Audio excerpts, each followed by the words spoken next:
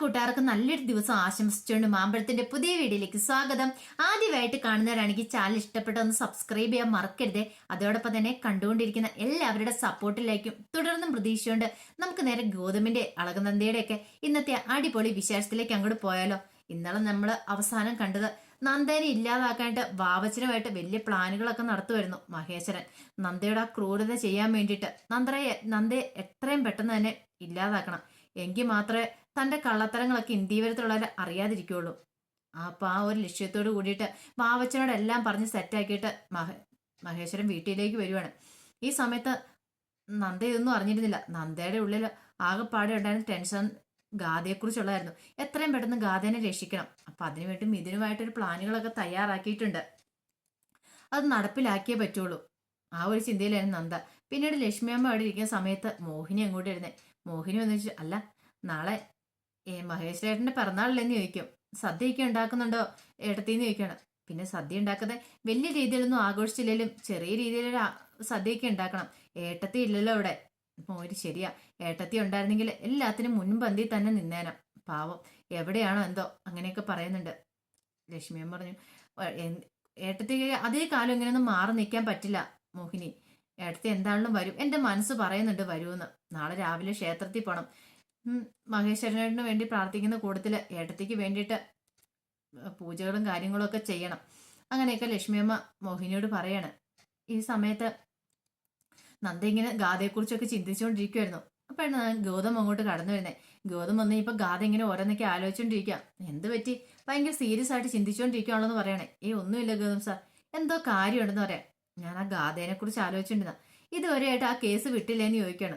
നന്ദ പറഞ്ഞു, എനിക്കെന്തോ ആ ഗാഥയെക്കുറിച്ച് അറിഞ്ഞപ്പോ തൊട്ട് ഗാഥയുടെ മുഖം മാത്രം മനസ്സിലെന്ന് പറയണം. ദേ ഓവറായിട്ട് ഒന്നിനെ കുറിച്ച് ചിന്തിക്കണം. ഞാൻ മുമ്പേ പറഞ്ഞിട്ടുള്ള ആദ്യം നീ നിന്റെ കാര്യം നോക്ക്. ഇപ്പൊ നിന്റെ പഠനത്തിലായിരിക്കണം ശ്രദ്ധ, അല്ലാതെ വേറുള്ളവരുടെ കാര്യത്തിൽ ഇടപെടാൻ പോയിട്ടുണ്ടെങ്കിൽ അറിയാലോ.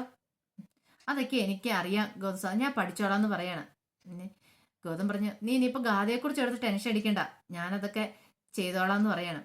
പിന്നെ നാളെ രാവിലെ എനിക്കൊരു സ്ഥലം വരെ പോകാനുണ്ടെന്ന് പറയാം. എങ്ങോട്ടാ ഗൗതം സാർ പോണേന്ന് ചോദിക്കാണ്. അല്ല, കേസിന്റെ കാര്യമായിട്ട്, അതുകൊണ്ട് നാളെ നീ തന്നെ കോളേജിൽ പോകേണ്ട വരുമെന്ന് പറയണം.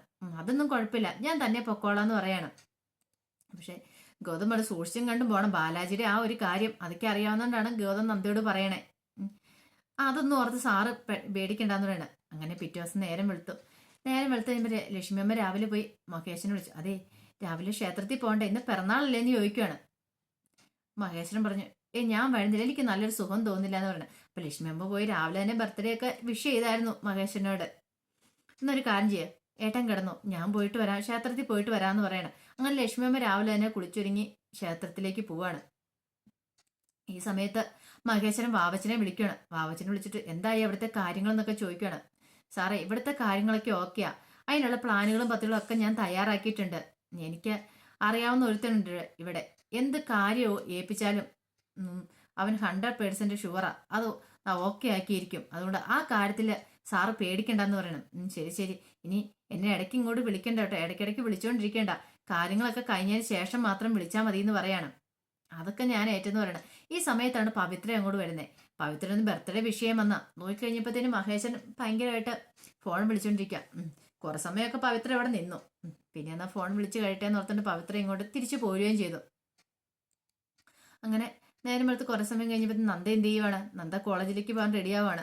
നന്ദ അങ്ങനെ റെഡിയായിട്ട് കോളേജിലേക്ക് പോവുകയും ചെയ്തു. കോളേജിലേക്ക് പോയതിന് ശേഷമാണ് പിന്നെ ഗൗതം പോകുന്നത്. ഗൗതം ബായൊക്കെ പാക്ക് ചെയ്ത് ഗൗതം പോകുന്നുണ്ട്. കുറെ സമയം കഴിഞ്ഞ് കഴിഞ്ഞപ്പോഴത്തേനും അങ്ങോട്ട് ലക്ഷ്മിയമ്മ വരുവാണ്. ക്ഷേത്രത്തിലൊക്കെ പോയിട്ട് വന്നിപ്പോ, അല്ല മഹേശ്വരൻ എതിരായിട്ട് ഏറ്റില്ലേന്ന് ചോദിക്കുകയാണ്. അപ്പൊ മോഹിനി പറഞ്ഞു, എഴുന്നേറ്റില്ലെന്ന് തോന്നേ, ഏട്ടത്തി പോയപ്പിന്നെ ഇങ്ങോട്ട് പുറത്തേക്കേ കണ്ടില്ലെന്ന് പറയും. ആ സമയത്ത് പവിത്ര വന്നിട്ട് പറഞ്ഞു, ഞാനാണ് 2-3 വട്ടം ബർത്ത്ഡേ വിഷ് ചെയ്യാനായിട്ട് അങ്ങോട്ട് ചെന്നാ, പക്ഷെ ആ സമയത്തൊക്കെ ആണെങ്കിൽ വെല്ലിച്ചനാണെങ്കിൽ ഭയങ്കര ഫോൺ വിളിയായിരുന്നു, എന്തോ ടെൻഷൻ ഉള്ള പോലെ കുറെ കോൾസ് ഒക്കെ വരുന്നുണ്ടായിരുന്നു പറയാണ്. ഈ സമയം ലക്ഷ്മി പറഞ്ഞു, ഇതിന് മാത്രം ടെൻഷൻ അടിക്കാൻ എന്തായിരിക്കണേന്ന് ചോദിക്കുകയാണ്. മോഹിനി പറഞ്ഞു, ചിലപ്പോൾ ആ ചെമ്പമ്മേളിലെ കാര്യങ്ങളൊക്കെ ഓർത്തിട്ടായിരിക്കും, കണക്കുകളും കാര്യങ്ങളും എന്തായാലും തിരിമറി നടത്തിയിട്ടുണ്ടെങ്കിൽ ആ ഒരു ടെൻഷനിലായിരിക്കും എന്ന് പറയാം. അപ്പൊ ലക്ഷ്മിയെ പറഞ്ഞു, പിന്നെ മഹേശ്വരട്ടെ, എന്റെ മഹിയേട്ടൻ അങ്ങനെയൊന്നും ചെയ്യത്തില്ലെന്ന് പറയാണ്. മഹിയേട്ടൻ അതിന്റെ ആവശ്യമില്ല, അല്ലെങ്കിലും ഇവിടുത്തെ പണം അടിച്ചു മാറ്റിയിട്ട് മഹിയേട്ടൻ എന്ത് കിട്ടാനായിട്ടാ, മഹിയേട്ടൻ ഒരിക്കലും ചെയ്യില്ല എന്ന് പറയാം. ആ സമയത്ത് പിങ്കി അങ്ങോട്ട് വന്നിട്ട് പറഞ്ഞു, അതെ അത്രയ്ക്ക് കണ്ണടച്ച് വിശ്വസിക്കൊന്നും വേണ്ട കേട്ടോ. നന്ദ എന്ന് പറഞ്ഞ ഓർമ്മയുണ്ടല്ലോ, ഏതോ ഒരു പെൺകൊച്ചിന്റെ കാര്യങ്ങൾ മുഴുവൻ നോക്കുന്നേ അമ്മാവനാണ് പോലും. അതുകൊണ്ട് അത്ര കണ്ണടച്ച് ആരെയും അങ്ങോട്ട് വിശ്വസിക്കണമെന്ന് പറയാം. ലക്ഷ്മിയും പറഞ്ഞു, നിങ്ങൾക്ക് എല്ലാവർക്കും ഒരു സംശയമുണ്ട് എന്റെ മഹിയേട്ടനെ. എന്റെ മഹിയേട്ടൻ അങ്ങനെ ഒരു തെറ്റും ചെയ്യില്ലെന്ന് എനിക്ക് 100% ഉറപ്പുണ്ട് എന്നും പറഞ്ഞിട്ട് അങ്ങോട്ട് അകത്തേക്ക് കയറി ചെല്ലുവാണ്. അകത്തേക്ക് കയറി ചെല്ലും മഹേന്ദ്രൻ കിടക്കുക. ഇതെന്ത് പറ്റി, എന്ത് പറ്റി മഹിയേട്ട കിടക്കണേ, എന്തെങ്കിലും ബുദ്ധിമുട്ടുണ്ടോ നിൽക്കണേ? ഒന്നുമില്ല ലക്ഷ്മി എന്ന് പറയാണ്. ഇന്ന് എഴുന്നേറ്റ് വന്ന് കുളിച്ചേ, ഇന്ന് പിറന്നാളല്ലേ എന്നൊക്കെ പറയുന്നുണ്ട്. പക്ഷെ മഹേശൻ ഒരുമാതിരി വല്ലാത്ത പോലെ കിടക്കുവാണ്. കാരണം ഈ സമയത്ത് ഇങ്ങനെ കിടന്നിട്ടേ കാര്യമുള്ളൂ. നന്ദേനെ അവന്മാർ തട്ടിക്കൊണ്ട് പോയി കഴിയുമ്പോഴത്തേനും തനിക്ക് ഇതിനകത്ത് ഒരു പങ്ക് വരുന്ന അറിയണം. താൻ പുറത്തിറങ്ങിയിട്ടുണ്ട് ആർക്കെങ്കിലും സംശയം തോന്നും. അതുകൊണ്ട് മഹേശ്വരൻ പുറത്തു പോലും ഇറങ്ങാതെ റൂമിൽ തന്നെ ഇരിക്കുമായിരുന്നു. ഈ സമയത്ത് ഇതൊന്നും അറിയത്തില്ലാതെ നന്ദ എന്ത് ചെയ്യുവാണ്, നന്ദ നേരെ കോളേജിലേക്ക് പോവാ. അങ്ങനെ നടന്നാ പോകുന്നേ. കുറച്ചു നേരം ഇപ്പോൾ ഒരു ഓട്ടോറിക്ഷയ്ക്ക് പോകാൻ നിർത്ത് പോയി ഓട്ടോറിക്ഷ കിട്ടാതെ നന്ദ അങ്ങ് നടക്കുവാണ്. അങ്ങനെ നടന്നു കഴിയുമ്പോൾ കോളേജിലേക്ക് പോകാൻ മാത്രമല്ല ഉദ്ദേശം. മിഥുൻ വരും, മിഥുനെ കാണണം. അവിടുന്ന് ഗാഥനെ കൂട്ടിക്കൊണ്ട് വേണം ഇനി വരാനായിട്ട്. ഗാഥയ്ക്ക് ഏറ്റവും ഇത്രയും നല്ല ഒരു സേഫ്റ്റി വേറൊരിടത്തും കിട്ടത്തില്ല ഇന്ത്യവരം വീടിനെ പോലെ. കാരണം അല്ലെങ്കിലും ആൾ അവിടെ തന്നെ അല്ലേ വളരേണ്ടത്, അച്ഛന്റെ മോളാണല്ലോ. പക്ഷെ സത്യങ്ങളൊന്നും ആർക്കും അറിയത്തില്ല. ഇതൊക്കെ അറിഞ്ഞു കഴിഞ്ഞിട്ടുണ്ടെങ്കിൽ എന്തായിരിക്കും സംഭവിക്കാൻ പോകുന്നത്. ഒരു ഭൂകമ്പം തന്നെ ഉണ്ടാവും നന്ദയ്ക്ക് അറിയാം. അതൊക്കെ ആലോചിച്ചിട്ടാണ് നന്ദ നടക്കുന്നത്. ഈ സമയത്താണ് പാവച്ചൻ ഏർപ്പാടാക്കിയ ഗുണ്ടകൾ അങ്ങോട്ട് വരുന്നത്. അവന്മാര് വന്നിട്ട് ഒരു വാനും കൊണ്ടാ വന്നേ. നന്ദ നടക്കുന്ന കണ്ടു. നന്ദയുടെ ഫോട്ടോസൊക്കെ നേരത്തെ വാവച്ചൻ കൊടുത്തിട്ടുണ്ടായിരുന്നു അവന്മാർക്ക്. അങ്ങനെ നന്ദ അങ്ങനെ നടന്ന് വാവച്ചൻ പറഞ്ഞു, ദേ വാവച്ചനും ഉണ്ടായിരുന്നു. വാവച്ചൻ പറഞ്ഞു, ആ പോന്നു അവള് എന്ന് പറയാണ്. പിന്നീട് അവന്മാർ എന്ത് ചെയ്യുവാണ്, വന്ന ഉടനെ നന്ദയെ പിടിച്ച് വാനിലേക്ക് കയറ്റി ഉടനെ ബോധം കെടുത്തുവാണ്. ബോധം കെടുത്തിയെ കൊണ്ടുപോകും. നന്ദയ്ക്ക് എങ്ങോട്ടാ കൊണ്ടുവന്നത് എന്താണെന്ന് നന്ദ ഒരു കാരണവശാലും അറിയാൻ പാടില്ല. കാരണം ബോധം വീഴുന്നതിന് മുമ്പ് തങ്ങൾ ഉദ്ദേശിച്ച കാര്യങ്ങളൊക്കെ നടത്തണം. ആ ഒരു ചിന്തയായിരുന്നു അവന്മാർക്കുണ്ടായിരുന്നത്. അങ്ങനെ നന്ദേനെ കിഡ്നാപ്പ് ചെയ്തുകൊണ്ട് അവന്മാരൊരു പഴയ ഒരു ഇടിഞ്ഞു പൊളിഞ്ഞ് വീട്ടിലേക്ക് അങ്ങോട്ട് കൊണ്ടുപോയിലുവാണ്. അതിനുശേഷം നന്ദയുടെ കൈയും കാലും എല്ലാം ബന്ധിച്ച് പ്ലാസ്റ്ററൊക്കെ ഒടിച്ചു വെക്കാണ്. പിന്നീട് വാവച്ചനെ വിളിച്ചിട്ട് കാര്യങ്ങളൊക്കെ പറയുന്നുണ്ട്. അപ്പോഴാണ് വാവച്ചന് ശരിക്കും ശ്വാസം വീണേ. അതിനുശേഷം മഹേശനെ വിളിക്കുകയാണ്. മഹേശനെ വിളിച്ചിട്ട് പറഞ്ഞു, ദേ സാറേ കാര്യങ്ങളൊക്കെ ഓക്കെ ആയിട്ടുണ്ട് കേട്ടോ, അവളെ തട്ടി കിഡ്നാപ്പ് ചെയ്തിട്ടുണ്ടെന്ന് പറയാം. മഹേശൻ പറഞ്ഞു, ഇനി വെച്ച് താമസിപ്പിക്കണ്ട, കാര്യങ്ങളൊക്കെ അങ്ങ് നടത്തിയേരെ. പിന്നെ ഇതിന്റെ കുറ്റം ആരുടെ തലയിലെ കെട്ടിവെക്കണമെന്ന് അറിയാലോ. ഇതെല്ലാം ബാലാജിയുടെ തലയിലായിരിക്കണം. ഒരു കാരണവശാലും എന്റെ പേരോ തന്റെ പേരിലൊന്നും ഇതിൽ ഒരു കാരണവശാലും ഉൾപ്പെടാൻ പാടില്ലെന്ന് പറയാണ്. പാപ്പച്ചൻ പറഞ്ഞു, അതൊന്നും ഓർത്ത് സാറ് വേദനിക്കണ്ട കേട്ടോ, ആ കാര്യങ്ങളെല്ലാം ഞാൻ ഓക്കെ ആയിക്കോളാം എന്ന് പറയാണ്. പിന്നീട് വാവച്ചൻ ഫോൺ വെച്ചിട്ട് ഗുണ്ടകളെ വിളിക്കുകയാണ്.